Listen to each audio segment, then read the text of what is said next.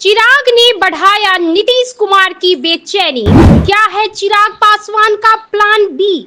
BJP और JDU में खींचतान जारी। एनडीए के लिए सिरदर्द साबित होंगे चिराग। एनडीए के खिलाफ विद्रोह की राह पकड़ेंगे चिराग। बिहार के सियासत में एक बार फिर से हलचल है। जैसे जैसे 2025 का विधानसभा चुनाव करीब आ रहा है, राज्य की राजनीति गरमाने लगी है और एक बार फिर सुर्खियों में है लोक जनशक्ति पार्टी रामविलास के अध्यक्ष और केंद्रीय मंत्री चिराग पासवान। 2020 के चुनाव में नीतीश कुमार की जेडीयू को गहरा झटका देने वाले चिराग अब एनडीए का हिस्सा होते हुए भी ऐसे बयान दे रहे हैं जो गठबंधन के भीतर बेचैनी पैदा कर रही है।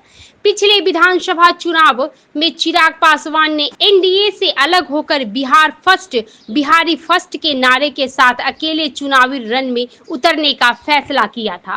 उनकी पार्टी को सिर्फ एक सीट मिली, लेकिन 133 सीटों पर उम्मीदवार उतारकर उन्होंने जेडीयू को 27 से अधिक सीटों का सीधे नुकसान पहुंचाया। यह वही चुनाव था जिसमें चिराग को भीतर घाती करार दिया गया, लेकिन राजनीतिक दृष्टि से देखा जाए तो उन्होंने राज्य में नीतीश कुमार की पकड़ को कमजोर करने में महत्वपूर्ण भूमिका निभाई थी। इस बार तस्वीर थोड़ी अलग है। चिराग पासवान अब एनडीए का हिस्सा है, केंद्र में मंत्री है और 2024 के लोकसभा चुनाव में उन्होंने शानदार प्रदर्शन करते हुए 5 सीटों पर जीत दर्ज की। यह प्रदर्शन उन्हें बिहार एनडीए में मजबूत दावेदार बनाता है।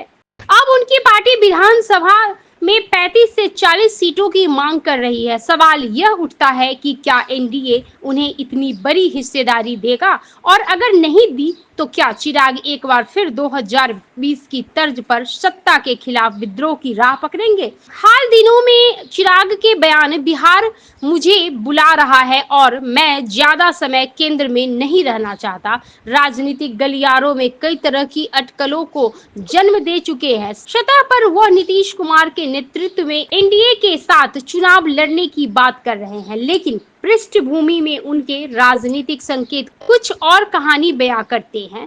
बीजेपी और जेडीयू के बीच पहले से ही सीट बंटवारे को लेकर खींचतान चल रही है। ऐसे में चिराग की नई मांगे एनडीए के लिए सिरदर्द साबित हो सकती है। यह मानना गलत नहीं होगा कि चिराग गठबंधन में अपनी बाजार कीमत बढ़ाने की रणनीति पर काम कर रहे हैं। यदि उन्हें संतोषजनक हिस्सेदारी नहीं मिलती है तो वे फिर से प्लान बी पर जा सकते हैं, जिसका ट्रेलर 2020 में सबने देखा था।